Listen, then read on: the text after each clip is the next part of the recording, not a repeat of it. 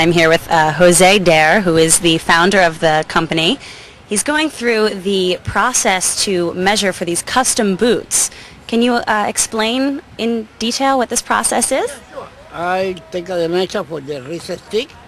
So you take the measurement of the foot? Yeah, and I take the measure for the ball, the instep, the heel, the top, the calf, and the high.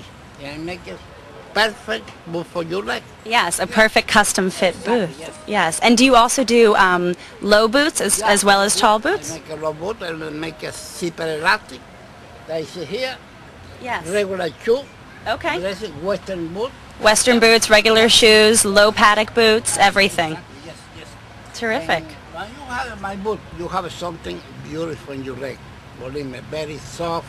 Yes, a nice leather. And nice leather. I have baby calf, French calf, Italian leather. All this is beautiful leather. Yes. They make exactly for your legs. Well, that's great. I wish I had a pair. This is one of the parts that we call the clicker machine, and what he's cutting now is some of the components that are inside the boots. So some of the hidden stuff inside the boots that we need to cut. Each one has a different die. You may have several dies for one boot.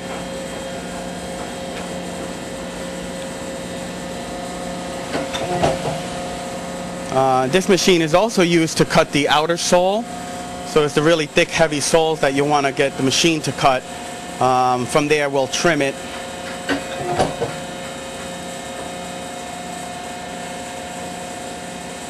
The first process that we do is the pattern.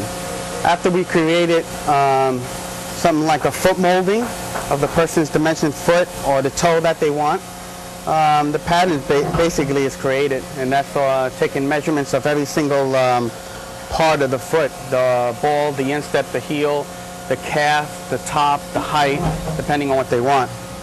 We still do it the old way, everything, each foot individually done. Right now I'm creating an equestrian boot. So we'll get the dimensions of the ankle. Right now I'm working with the ankle part of it, and I have to know that I have to allow her heel to get through this boot. So according to her measurements, she's a 10. Now the height of the boot, we're coming off at 19. And I'm just kind of noting down some of her dimensions on the paper so I can go ahead and make sure it measures exactly what she measures.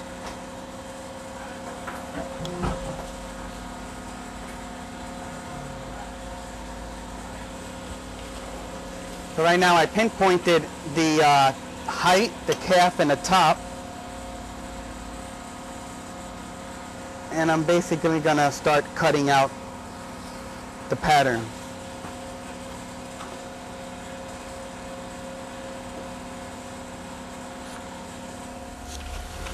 And I'm just cutting the bottom foot. Starting to look more and more like a boot. What I'm doing here is I'm taking in a couple of this ankle area, all this extra leather, and again,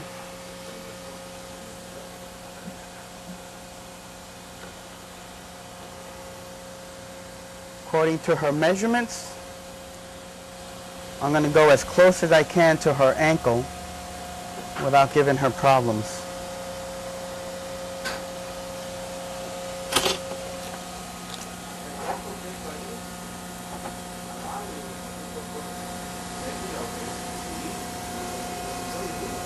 And then this part is also freestyle too, because it really depends on every pinpoint of the customer's leg and as you go up and as you taper in down.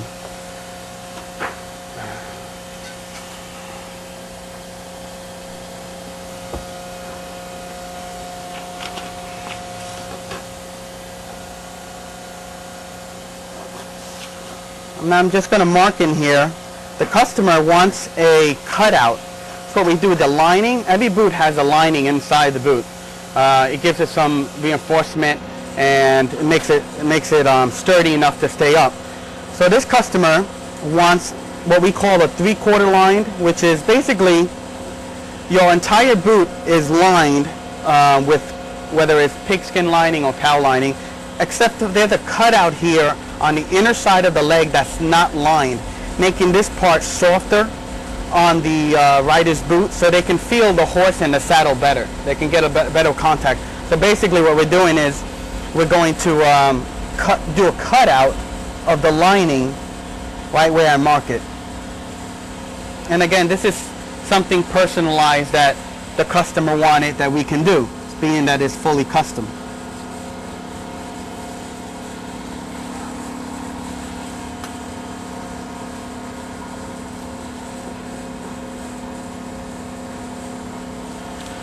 Okay, so there's the cutout, and now in here is where the lining is not going to be. So making this part softer, the inner side of the boot, so they get a better contact with the horse and saddle, which is important that they have a good contact with the horse and saddle as they ride. This is a field boot, Spanish top, outside high. It's got a nice tapered ankle, according to the person's ankles also as well. The next process we'll do is I'll show you different leathers. Every leather we order is special order. So a customer wants ostrich skin, a python, whatever they're looking for, we special order this. Usually comes from Italy, France, all over the world. What I'll do is I'll take you to my master cutter, and he will then cut the pattern and choose the leather. So right now he's cutting the, that's cow lining. It's a little bit durable than the pigskin lining because the customer is actually going to be riding a lot in them, so you want them to, the boots to last you. You'll get cow lining. If you want the boots to kind of be soft and supple, then you would choose like pigskin lining. And this is stuff that we'll let the customer know what they would need. There's the cutout that I was indicating. So that area of the boot is actually not going to be lined.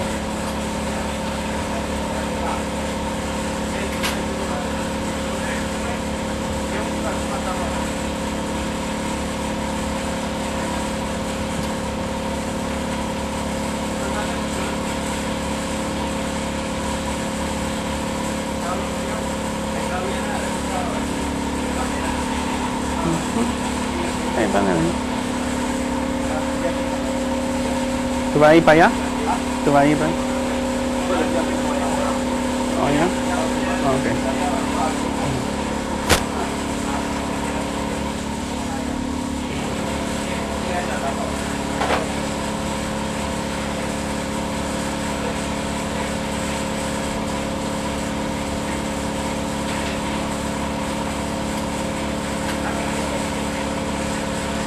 It's important that those knives that they use is extremely sharp.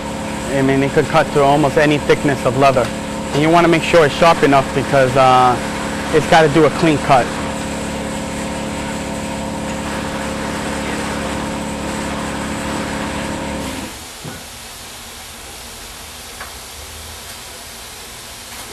Not only does the master cutter has to be master in cutting, but also in sharpening their blades.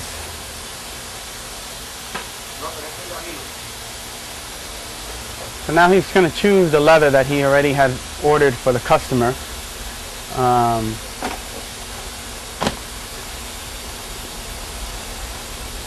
He's actually inspecting it, making sure that it's proper, the tension's there.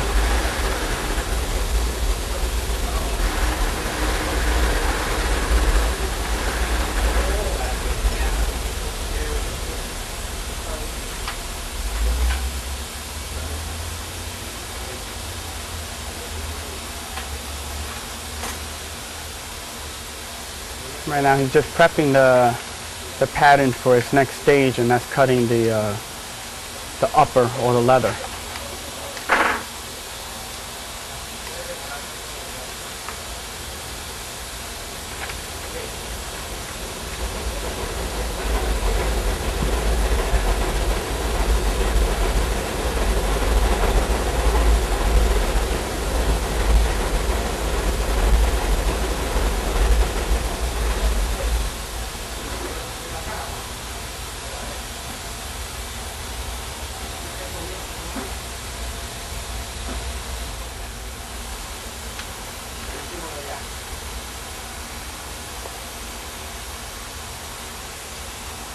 Now he's commencing to cut the other side of the leg.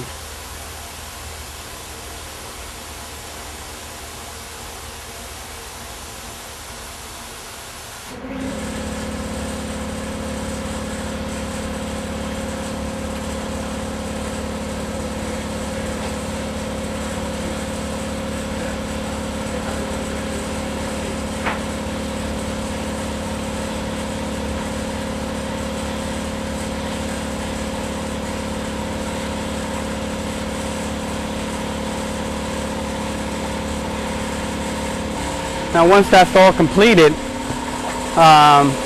we'll take all the components. We'll take all the components like each leg, the linings that they get covered with, and everything else, and we'll take all these pieces and components over to the stitching department, and that's where they'll start stitching them up. So this one, basically right now he's sealing up the back of the boots and closing it up.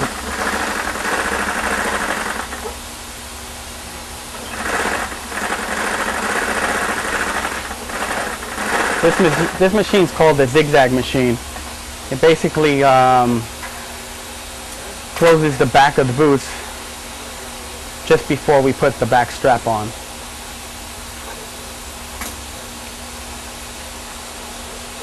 The zigzag allows us to actually open up the stitches so it'll be flat. That's what he's doing right now. He's basically taking the crease off of it and making it nice and round.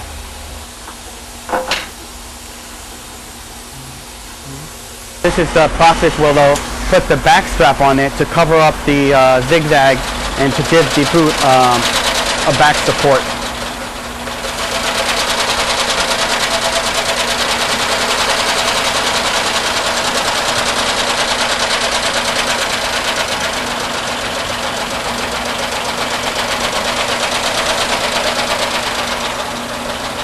All the threads that we use are very heavy-duty nylon with a little wax in it to prevent from rotting or breaking up. So we use some of the best threads that are manufactured.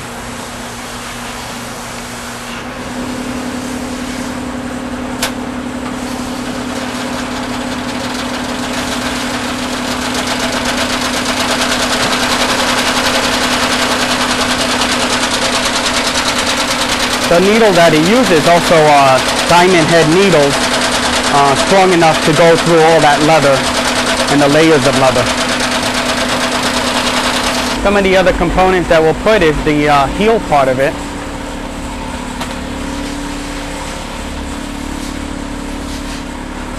So what we'll put is a little bit of some bonding cement just to keep it in place to make sure that nothing moves around while they're putting it on the sewing machine.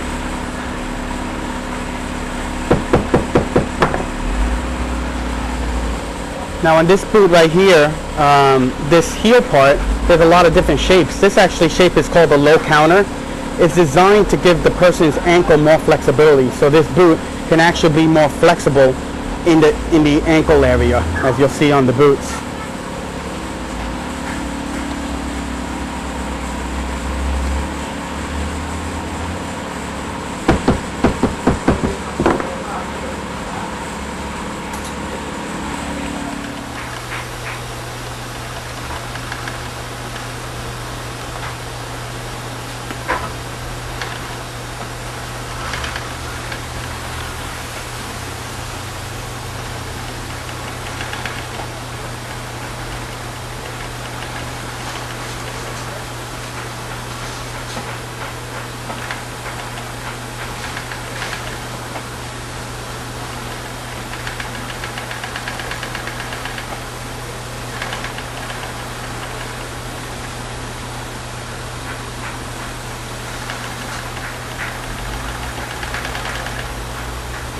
Right now what he's doing is putting the inner sole on the molding of the person, and this is the sole that's actually within the boot.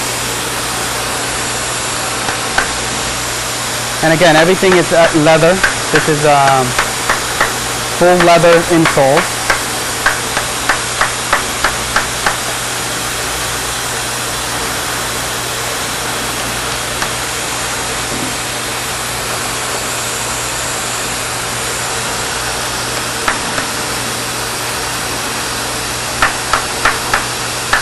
Even the leather insole has to be conformed to each molding. That's when he's hammering it down. He's actually molding that insole to the shape of that mold.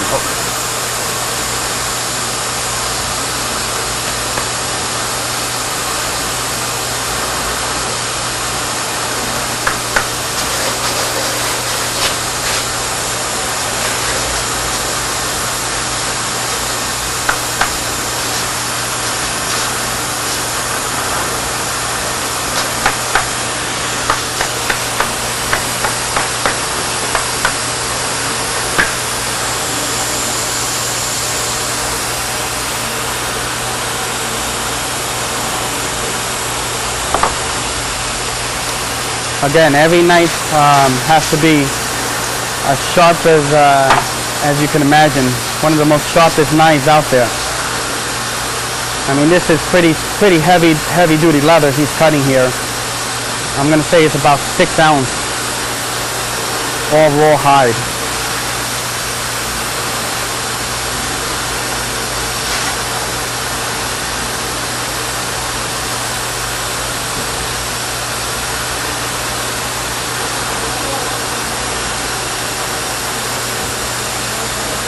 Takes some very skillful hands.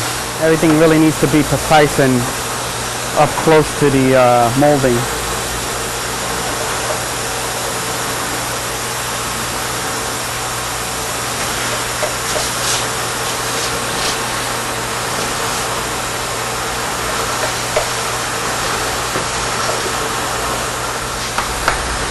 So the point of all this hammering and taking shape of the person's foot bottom and bed is that when they slide their foot into the shoe, it should feel like a glove. It should really take the molding of not only around the foot, but at the bottom of the foot as well too. The molding, once it's put the inner sole on it, is given to our master laster. What he's doing is pulling the leather and shaping the leather, or the uppers, what we call it, to the actual foot shape.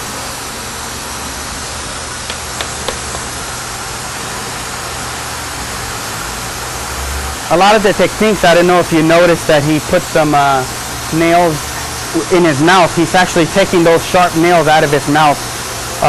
In the old traditional way, we did that so to save time. You can actually just pull it out of your mouth, pop it in, put it out, pop it in. It just saves a little bit of time. I would not recommend this to anyone to do this, but you know, these old technique, old world technique, craftsmen, it's the only way they really know how.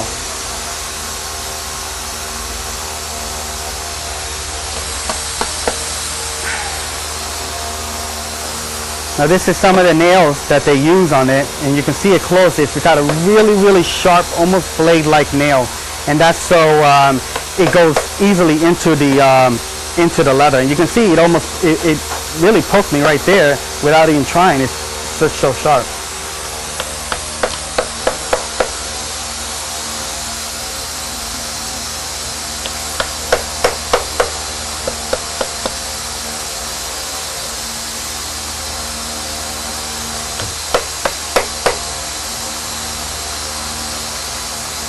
Right now he's working with the toe area and starting to put inching by inching. He'll start putting some nails all around that, and it's going to start taking the shape of the toe that he wants.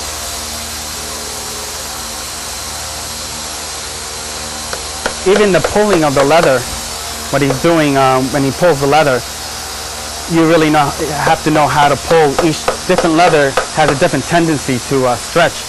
So as a master craftsman, he knows how much tension he has to actually pull on each leather.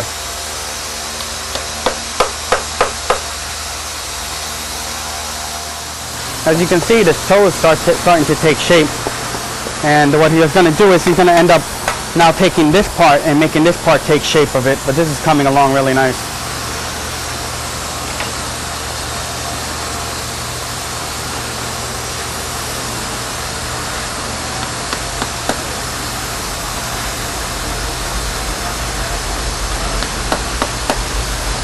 Now literally he's going to be ending up, by the time this is done, he'll have close to about 100 nails in this boot. He'll start inching in and start pinpointing the areas that he wants to put the nails in, and start taking shape of it. He's got to work his nails all the way around the entire boot. From here he applies a little bit of cement to the instep, and he applies a shank, a steel shank. This is what gives the support of the boot.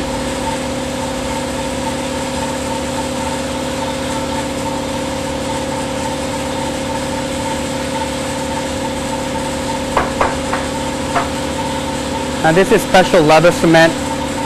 It's waterproof. It holds. It's got a really tight hold on the leather and the soles. Once this dries, you couldn't take this sole off. And we can, but it's a very hard bonding sole. This is where we're going to take it to the press machine, and it bonds it and seals it tight. And it's left in there for a while so it can all the cement and everything bonds into place really nice and tight.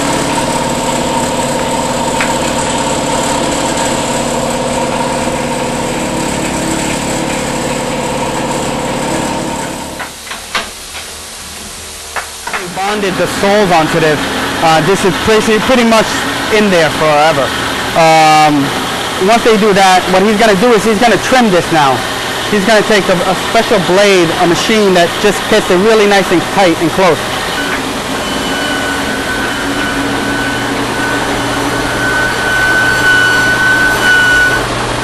He's getting ready for the healing stage, and he's balancing the heel so he can put the last built up the heel now.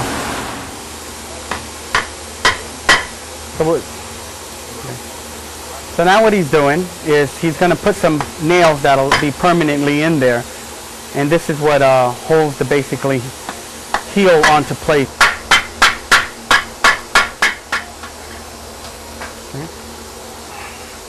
And from here he's going to get a little bit of cut. So now he's just cutting a little bit of the axis rubber that's on there, so it doesn't give him so much trouble on the machine. He's going to take it over to the trimming machine again. So at this part he'll trim the heel and give it the shape, whether they want a slope heel or a straight heel. This is where he shapes the heel.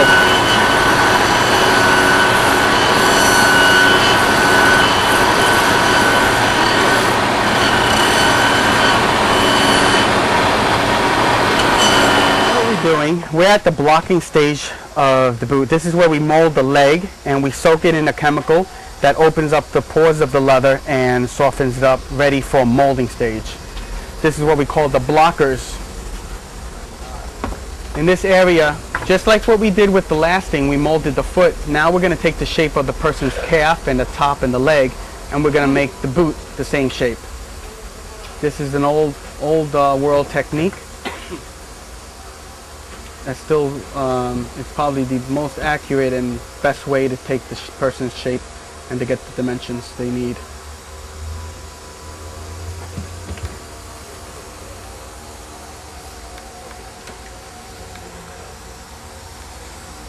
What he does is build up the calf depending on where the person's calf is located. It can be a high calf, it can be a low calf. People have a wide calf, some have no calf at all.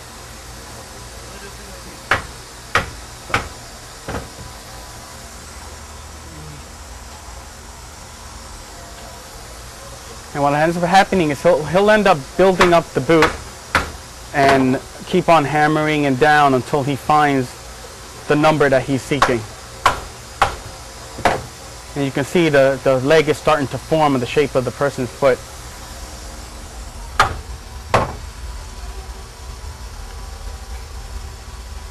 Again, he'll measure the calf 2 or 3 times. He'll measure the top of the boot. Every number is different. He'll measure the ankles.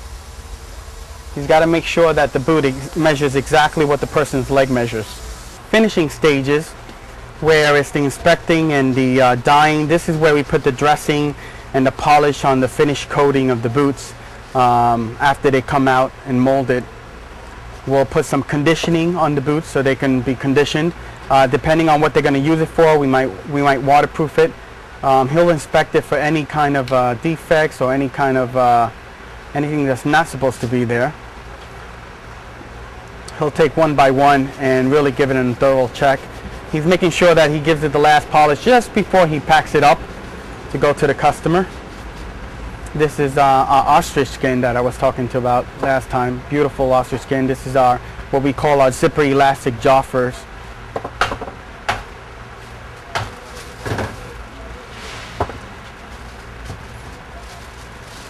And after inspecting, he'll wrap it up well.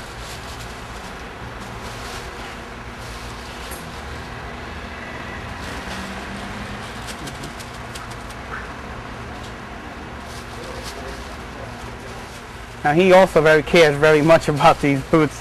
He is this pride to make sure that they all go out perfectly for the customers.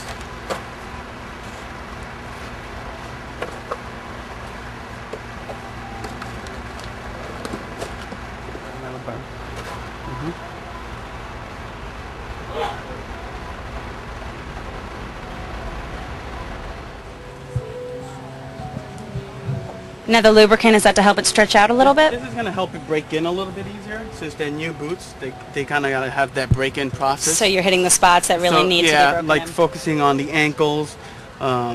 This boot actually designed with one solid piece over here to make the leg look longer, rather than normally would have another counter here or another piece of leather over top of it.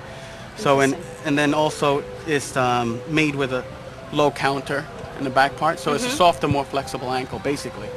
That'll feel good when you're out there showing. Yeah, well, the ankle is a joint that needs to have flexibility, which is important because your ankle, you want stability, but you also want your heel to be able to go up and down. Absolutely. So that is part of I think, all the designs that Joseph does. He's always trying to have the rider in mind that they can do their job the best and that this is a tool that's going to help them, not hinder them.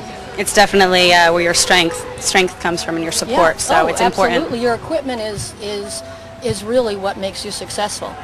And I'll tell you, your boots are, like I said, they're on a long time, all day, so it's important for them to not hinder you, but to help you. And I don't think people realize how important proper fitting, and not only proper fitting, but a boot that really enhances your performance, which is what the Der-Dau boot does. I never had boot makers that did that either. They made a style of boot, and that's what you got. Right. And you were so happy by the time a year later that they were broken in after all the blisters you had, and that's really the truth. You didn't want to go through it again. And then all of a sudden that boot was worn out, and so you went through the blister period and the pains and the aches, and now they're broken in. Well, now I have my brand new Der-Dau boots on, so I have no excuse for not winning. I've probably had Der-Dau boots for 25 or 30 years, not even knowing, even as a child, my parents bought them from. It's the quality and the workmanship of the boot, the leather, the actual time they put in, and Joseph flies all over the world to find the exact leather that he likes, and I mean he's so meticulous about it, and we appreciate it. I mean from the construction of the boot to the feel to the closeness of the contact on the horse, to me they're the best boot in the world. And now, if you were to be talking with them about making a custom boot for yourself, what would you prefer? What are some things that you might look for in a great quality boot? Well, as everyone knows, the inside of the boot, there's certain type of leathers and certain type of linings, and you'll either have a small opening around your calf or you'll have a full opening to your ankle. So it's comfort, and for me, I like to have the whole calf exposed so that the contact is as close as possible to the saddle of horses. Do you have a favorite leather that you like to ride in that you prefer? Absolutely. He actually has made me a pair of boots with an Italian leather, and it's so supple. It took no time to break in because that's always been everybody's biggest nemesis. That you get rubs and you get raw. But these, I felt like within an hour they've been on me for months. So and as far as upkeep for the boots, there's usually a lot of extensive polishing and keeping them nice, and soft for competition. Absolutely. How is it? Easier with these boots, or just the same amount of work goes into them? Yeah, same amount of work, but the thing is that I think because of the construction and craftsmanship, it's about 10 minutes every night, and people laugh at me, and goof around with me. They say, "Oh, you always have the shiniest boots on the horse show." You know what I mean? It doesn't take a lot of work. It's easy when you have a nice leather to work with. Absolutely, it's simple, very uncomplicated. Der-Dau, our pride is our craft and tradition.